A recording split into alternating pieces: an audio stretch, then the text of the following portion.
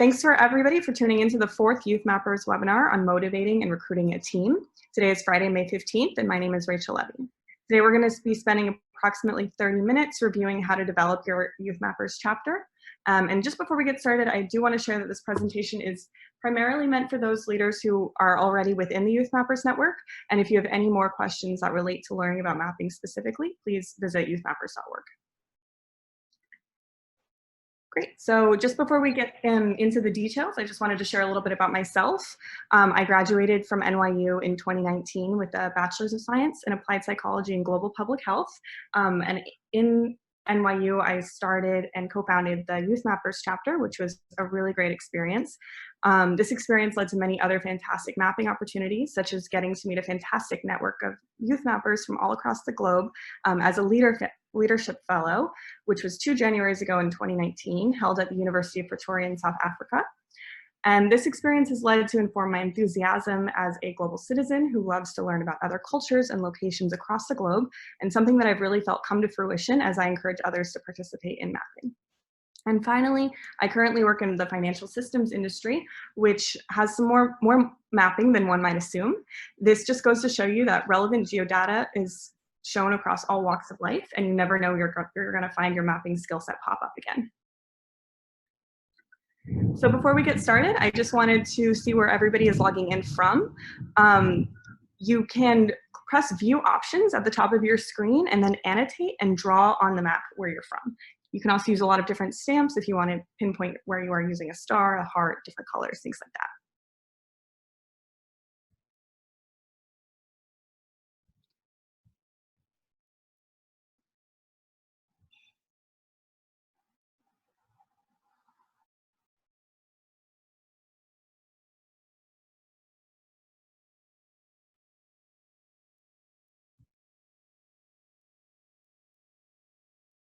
There we go.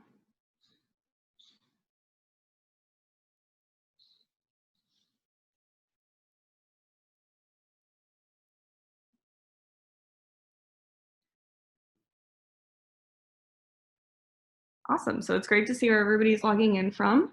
It's a very exciting feature on Zoom. I don't know if anyone's used it yet. Sorry, I can't access. I can't draw anything. Well, I'm logging in from Nigeria. Yeah, of course. Sure. If you can't figure out the Zoom feature, that's fine. It's good to know where everybody is.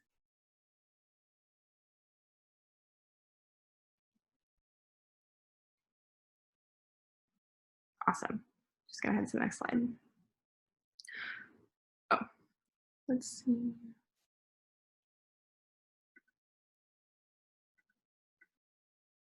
Great.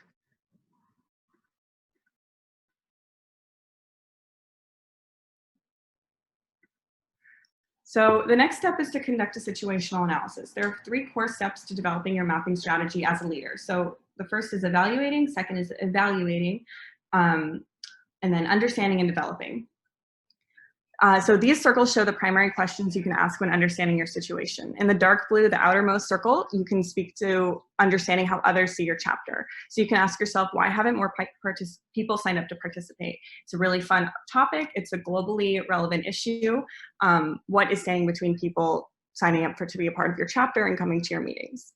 In the light blue, the center circle, you can think about how your chapter members see your chapter. So how can you continue to show the value of mapping across your chapter members and promote their further engagement within your group?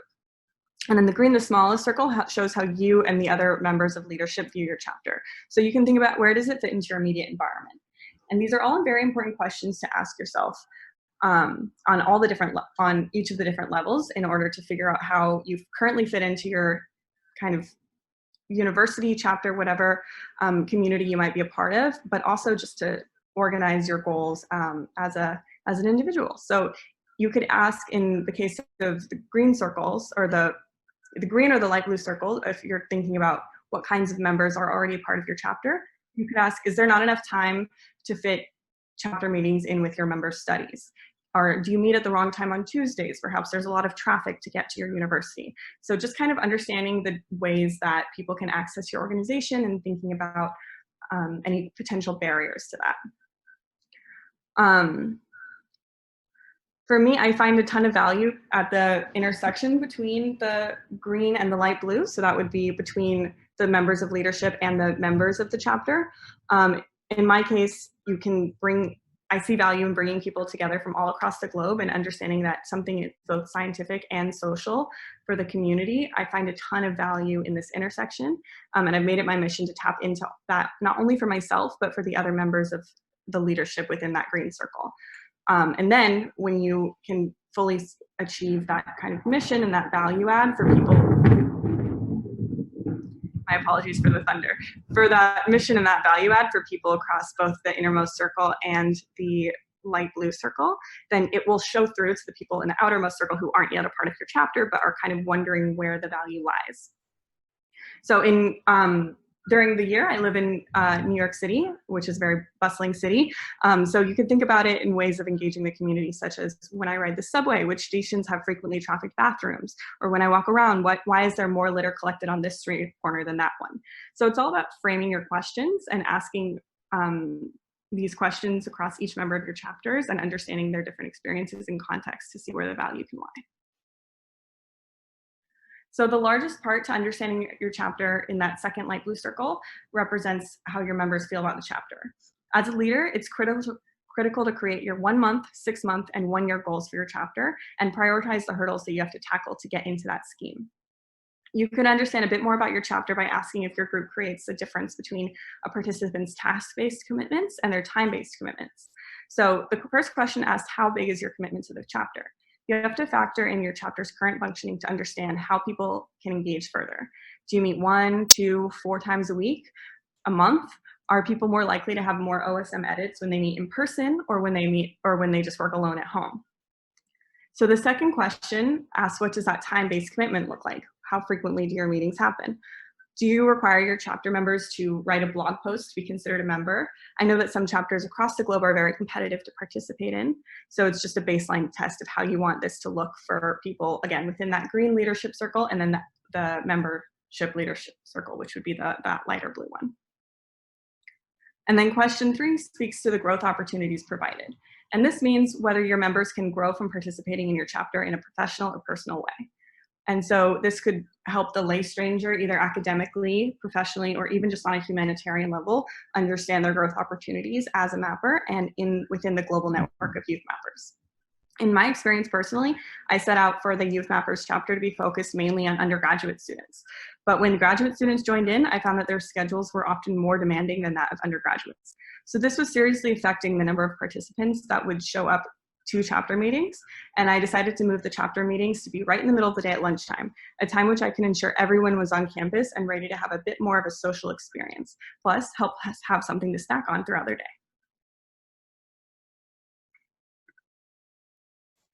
So a very large part of getting more people to participate is to vertically integrate your interest levels. So this could involve getting guest speakers from inside or outside your college, create collaborative events, find new leadership opportunities, or even just engage locally.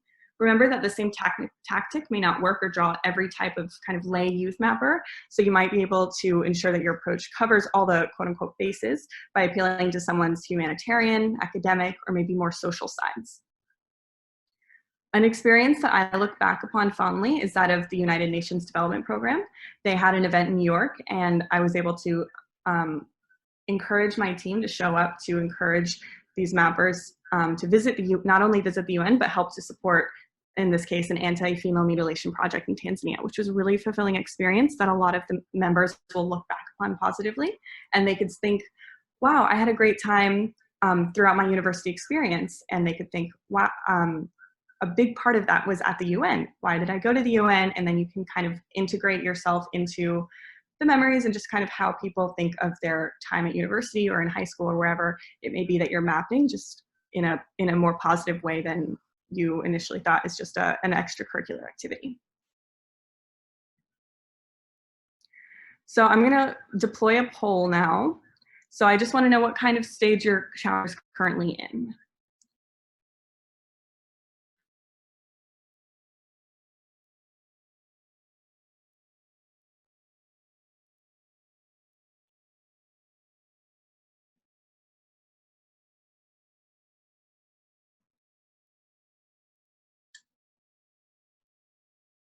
If you don't see the poll, it might be popping up at the top center of your screen.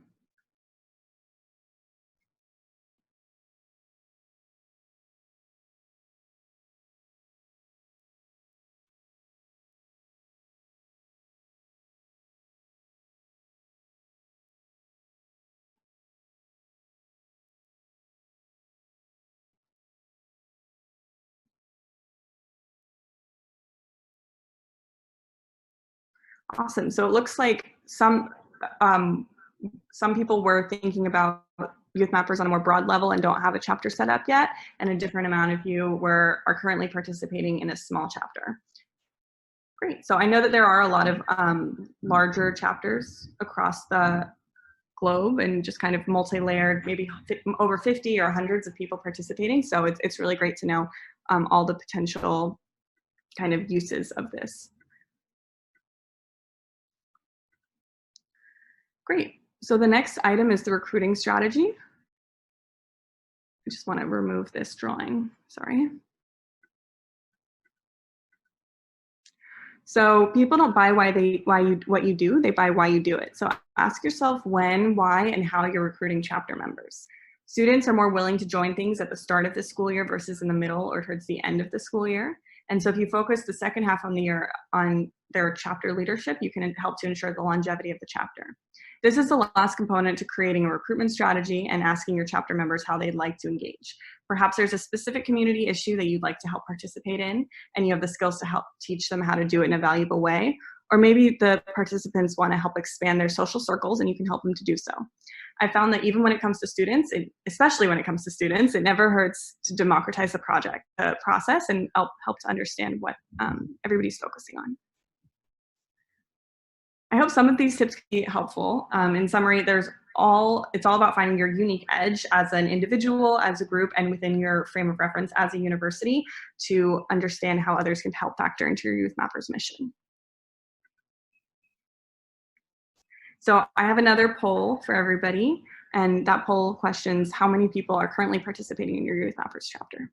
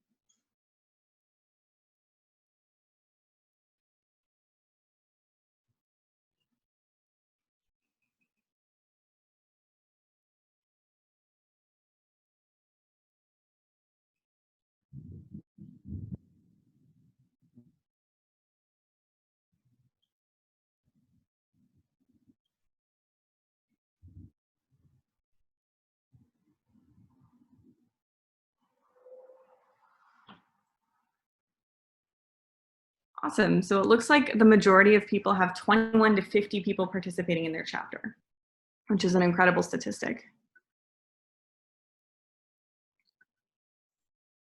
It looks like the second most popular category after that was the 6 to 20 mark. So it's always interesting to kind of hear about how many other chapters there are across the world and how big your chapter could be. I know of a lot of really small schools with a huge chapter and a lot of huge schools with a smaller chapter. So there's always an opportunity to access your community within any sort of kind of scope that you frame it or place that you're in. Everybody, I think personally, I'm a big fan of maps and understanding geolocational data. So you can always find a specific unique edge into getting people passionate and interested in mapping.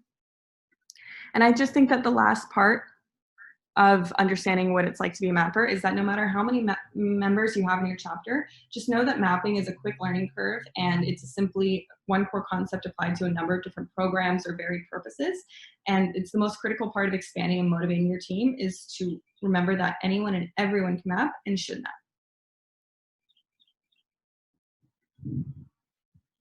So after you've conducted your analysis and figured out how to set up your member participation accurately, the next step is to create consistent branding across your channels that help to understand the bigger audience and have consistent messaging of not only the YouthMappers brand, but your specific chapter's brand and take as well.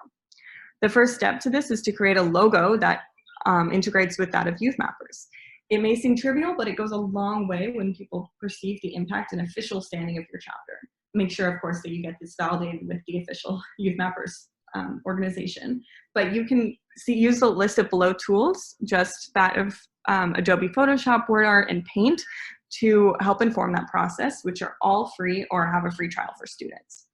Speaking further to the branding, it's important to use your YouthMappers nomenclature, which involves not only using the language of third person, but deciding if your chapter is more accustomed to holding meetings in a seminar style or if it's more a classroom style, and just understanding the nomenclature and being consistent with your wording. Personally, I love the seminar style that YouthMappers at NYU had, and I highly recommend using that style. Secondly, you have to pick your platform. So the official YouthMappers brand uses Twitter, Facebook, and Instagram, but more heavily highlights their Facebook and Twitter presence. You should be able to take note that if your followers and your audience want to be communicated within their 140 characters short Twitter style, or if it's in a more visually rich content platform, such as Instagram.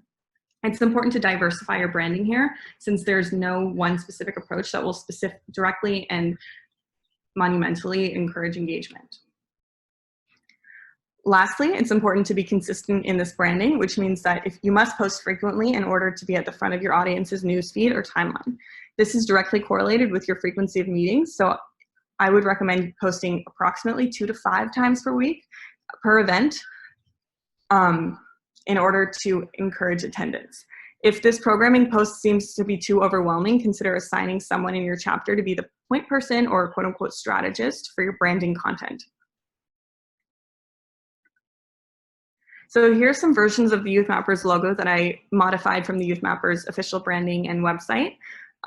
So on the left is the NYU logo that I used when I was leading the chapter for 3 years. So you can see on my mouse, you can see that I took out, so on the bottom right corner is the classic YouthMappers logo.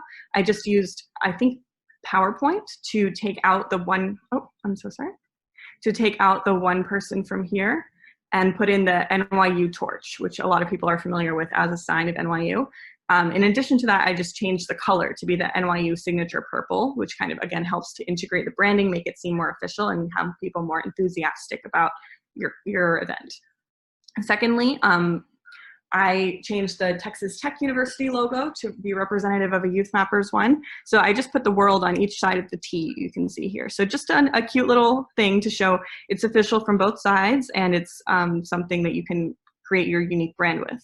Secondly, the West Virginia University logo. You can take all the different components of it, break it up, just kind of however your creative mind wants to work. You can make your own unique interpretation of it. Lastly, I also am a huge fan of Stranger Things, the TV show. So in a less official capacity, I like to use the more fun and trendy styles to turn heads and increase engagement. So the ultimate key to ensuring the longevity of your chapter is to anchor the group with a number of faculty who will hopefully outlast you in a university setting.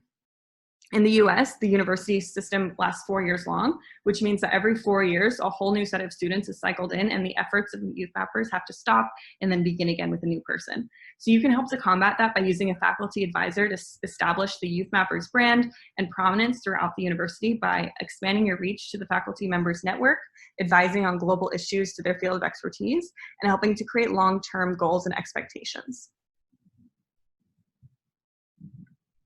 And lastly, if you want to be able to kind of get a grasp on branding from the official YouthMappers perspective, you can join the YouthMappers alumni page on LinkedIn. You can join the Slack page. You can subscribe to the YouthMappers quarterly newsletter, and then understand again how they use that Facebook and Twitter content.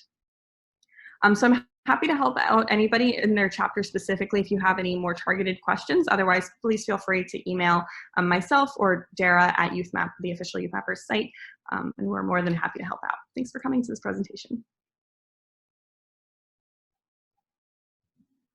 Does anyone have any questions now? Feel free to just unmute yourself and speak.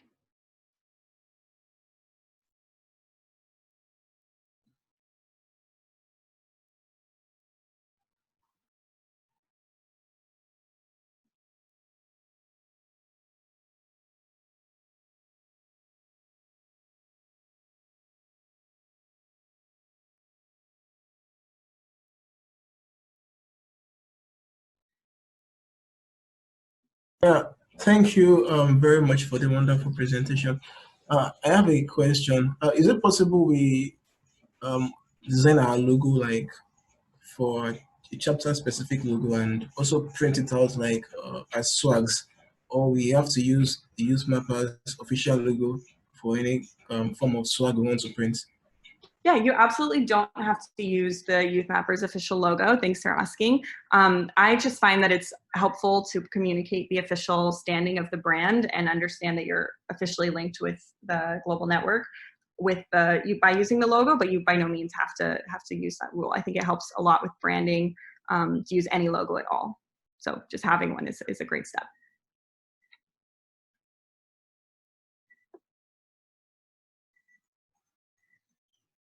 All right, thanks. Of course.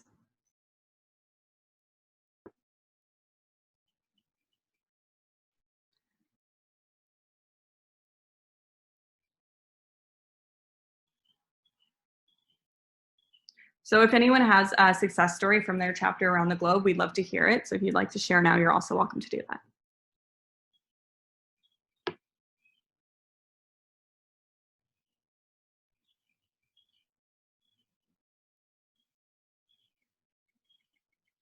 Hey, Rory here. I know one of the most popular techniques to get participation in different mapping events when I went to GW was providing pizza. People really like to join when there's pizza. It's a great tip. Yeah, especially letting people, again, democratize the event. You could say, what kind of toppings does everyone like? Kind of start a rhetoric between the group before you start, and people can kind of work off of that and have something easy to talk about before you get into the actual subject of mapping.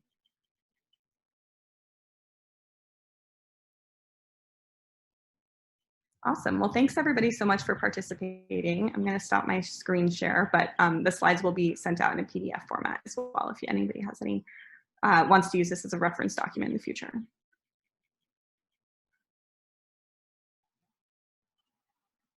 Hi everyone, this is Dara here. I just wanted to jump in and share that I put the link to the YouthMappers official branding page on the chat. So if you go to the resource library, you'll see it under the social media toolkit. So if you have any questions about that, you can always email me at communications@youthmappers.org, and we'll have the updated version of that on the website soon.